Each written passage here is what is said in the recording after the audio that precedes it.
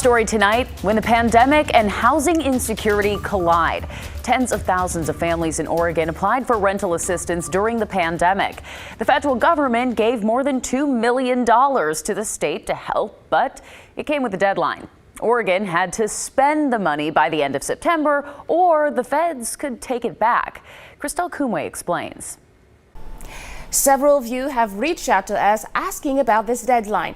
From the beginning, the feds called on states to dole out at least 65% of their federal rent assistance funds by September 30th. If not, the Fed could take their housing dollars back and reallocate the money to a state that had made more progress processing renters' applications. September 30th has now come and gone. So where does Oregon stand? This dashboard shows, as of September 30th, Oregon allocated $69.6 million of its total rent assistance budget of $204 million. That's roughly 73% of funds to over 10,700 households in the state. To be clear, OHCS and our local program administrators have never processed and distributed this much rental assistance in such a short time before. This is an historic accomplishment. That's Oregon Housing and Community Services Executive Director Margaret Salazar. She detailed the progress at a media briefing Friday. That 73% figure, which exceeds the U.S. Treasury's 65% benchmark, would make Oregon eligible to receive additional ERA funding. We believe this funding will be needed in our state, and we will be advocating for Oregon to receive those additional funds. But with progress also comes challenges. 40% of applications for rent assistance still need to be processed. The problem with that, some of those applications are outside the 60-day window that started end of June. It protected renters from eviction as long as they could prove to their landlords they had applied for assistance. In Multnomah County, it was a 90-day protection.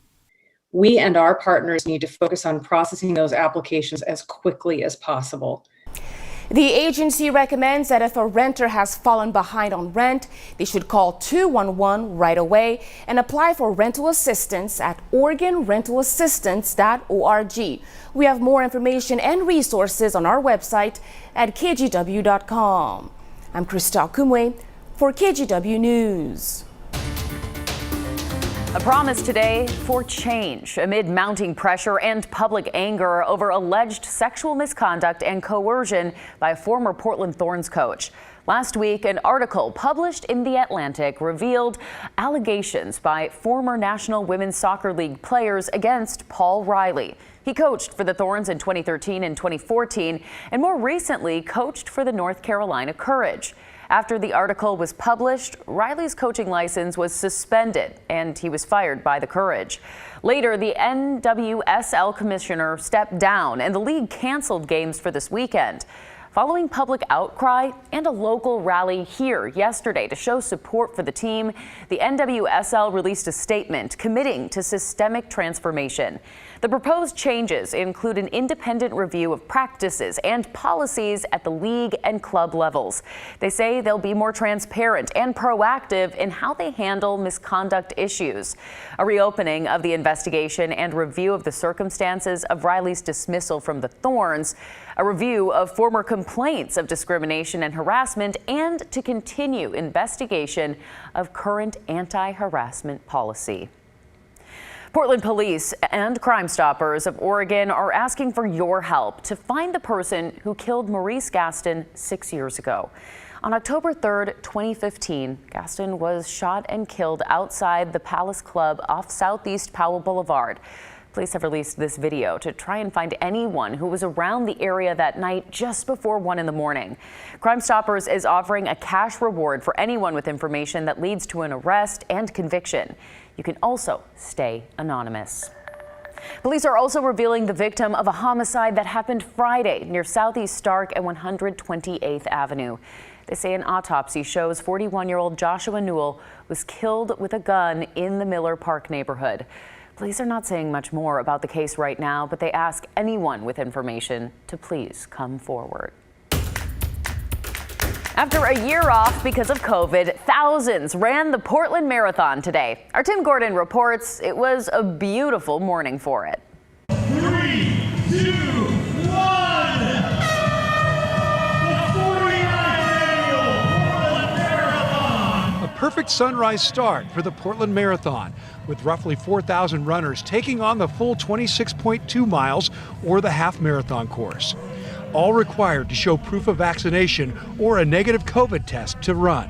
This was a day many people have been waiting for. This race, like others across the country, canceled in 2020 because of the pandemic. But to have this moment, it just feels like a weight is lifted off of us, and we're here celebrating with one another again, and doing it as safely as we possibly can. Along with the runners, lots of supportive spectators. Many, but not all, followed rules for mask wearing at the finish line. Portland Marathon champion Matt Spear. They got to see the first marathoner across the finish line, Matt Spear from Seaside. A great race, good weather, good group of runners out there, and stoked to be running and racing again. And the first woman to finish, Carrie Hamilton from the Spokane area. She finished first at the Vancouver Marathon 2 weeks ago and again today. The Vancouver one was mine and my husband's first in like 2 years, so it's definitely welcome. I'm so glad they're back, and yeah, just really happy. Happy is a common feeling. This woman came from New Jersey to run the half marathon with her sister. She finished first, then greeted her. How do you feel? I feel glad that it's done. Woo!